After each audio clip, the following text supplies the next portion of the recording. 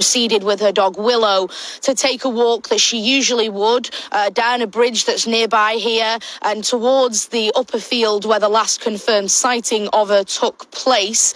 You mentioned there that her partner has talked of the agony that he and his family and of course Nicola's friends as well are facing whilst we wait to have the confirmation as to whether or not this body recovered is actually Nicola Bulley. The body was spotted by two walkers who were just walking down about a mile downstream from here, and they then informed the police of what they'd potentially found. But we're going to be bringing you updates on this case as it comes one way or another. And tell us what's been happening there today. These reports of community officers out and about to help people. What's been the reaction in the village? Because, of course, we had the other police measures in place to effectively exclude all these sightseers and gawpers, as some of them were described as.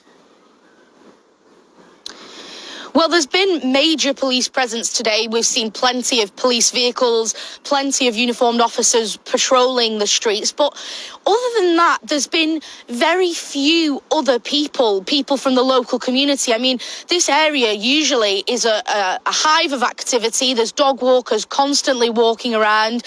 But I think people are realistically just trying to get back to life as normal. I can hear the children at the local primary school enjoying a break. I can hear them in the playground. People, if they are walking around, are just going about their usual business. But realistically, the only thing that you could be able to tell is different here is, as you say, the big police presence. And we've now got this political aspect, if you like, that the Prime Minister, the Home Secretary have got involved, questions being asked about Lancashire Police's operation. And yet it does all seem to narrow down to that stretch of water behind you and what's been happening in terms of tidal flow and the height of the water, all these technical aspects. Well, there are so many unanswered questions still at this point. We are, of course, over the three-week mark now since Nicola originally went missing. And you mentioned, obviously, there's so many technical aspects. We had SGI here on that Monday. They came and helped with the search. And obviously, it's been controversial. Peter this morning has said that it was because she was in the reeds that they didn't manage to find her. But it's obviously a difficult situation for Lancashire Police. They've been doing, as they say, all they can in this investigation. But we're at this point now. There's still so many questions that I'm sure it will be ongoing now for many weeks and months to come until we get the answers that we so desperately need. Yeah, and just to explain to people, we've just seen the pictures there of Peter Faulding's team who worked extensively. But when the body was spotted, it was a police diving team that went in to actually recover it. Yes, SGI were here a couple of weeks back for 3 days, and then they to Faulding, saying that he believed she was not in the stretch of river where they had been searching. So it was police divers, Lancashire police divers, who actually followed up on that reports from those two walkers who said they'd spotted something, and it was then Lancashire police who got involved and sent the divers in to recover the body that was ultimately brought out. Sophie, once again, thank you for updating us. Of course, back to you as any more details are released. But let's actually reflect, as we're discussing there with Sophie, that this morning the Home Secretary said she was not wholly satisfied with the police's decision to release personal information about Nicola Bulley. Labour leader Sir Keir Starmer also giving his reaction, saying that a proper investigation may well explain the reasons for some of the force's decisions. Well, let's speak now with former Lancashire Police Chief Superintendent Bob Eastwood, who joins us. Thank you very much indeed for joining us, Mr. Eastwood, with obviously a lot of details still emerging, a lot of discussions still going on. But we do know there were these reports that details about Nicola were about perhaps to be released in the press after some monies were actually exchanged or money was sought for this information being made public. Yeah, that's my belief too.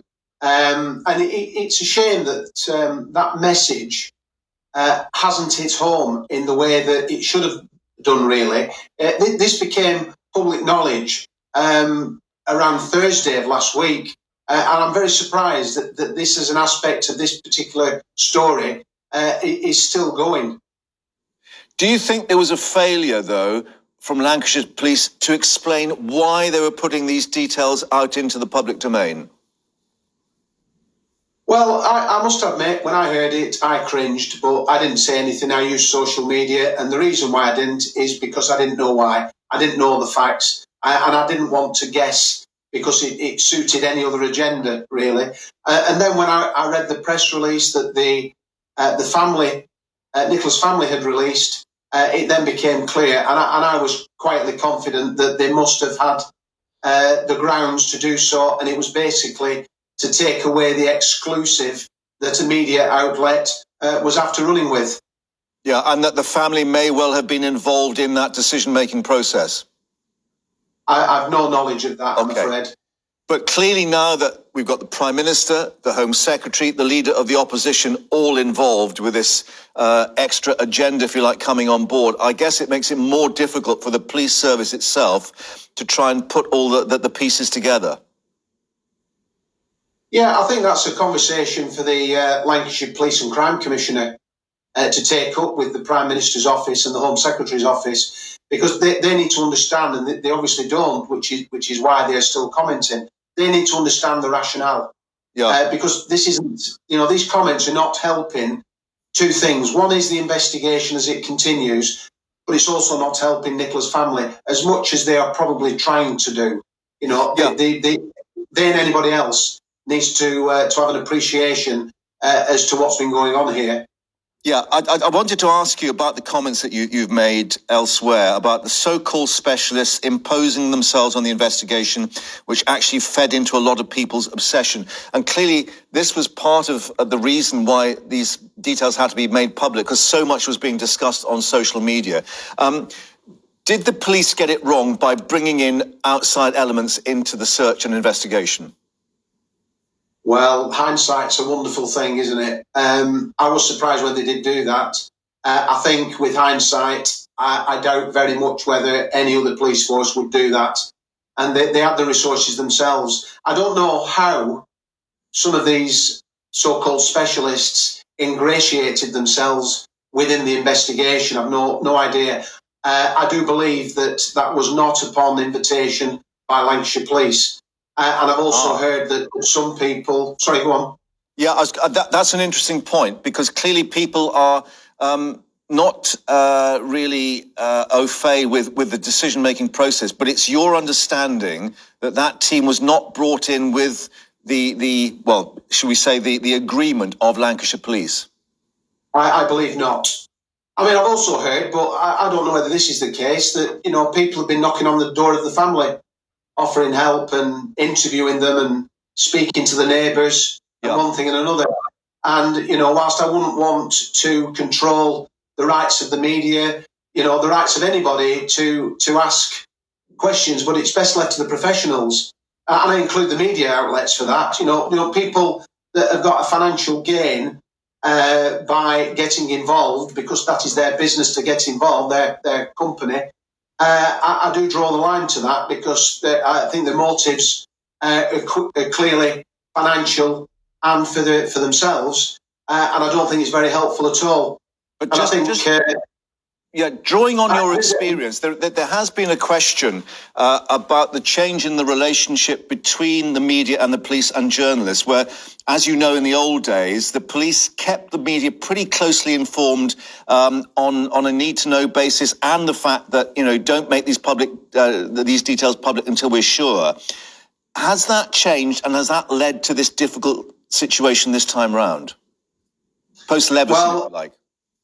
Yeah, I don't think Leveson plays a part in this. I really don't. There's obviously something gone wrong somewhere with the trust in the partnership.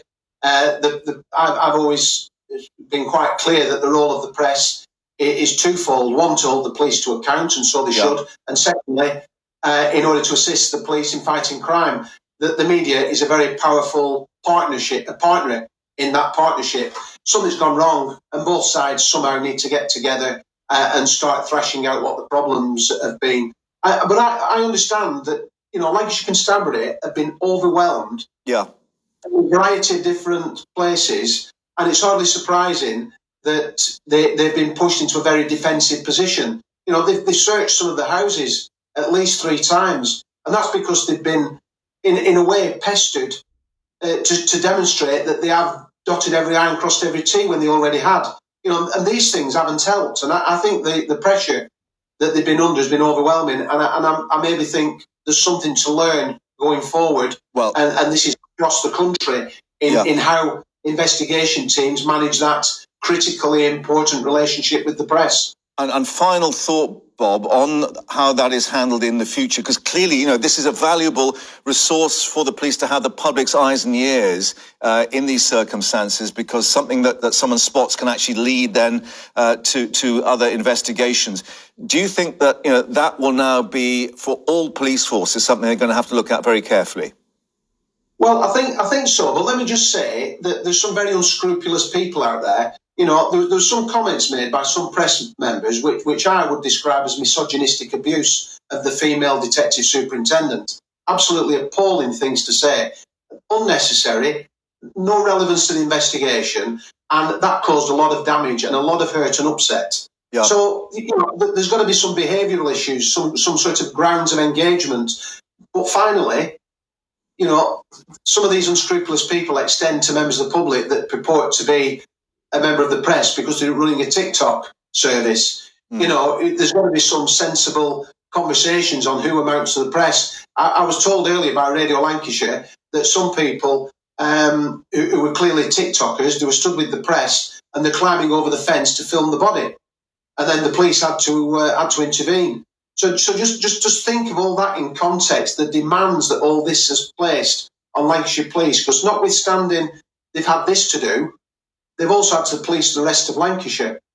And a man, sadly, was found in the Leeds-Liverpool Canal last week that generated, relatively speaking, insignificant media attention. Yeah, and of course the spotlight's still on Lancashire Police as we speak. Bob Eastwood, former Chief Superintendent with Lancashire, thank you very much indeed for your time here on GB News. Thanks for joining us. My pleasure. More reaction, of course, more news as we get it on that story. But let's move to international affairs now, and let's bring you the shot live from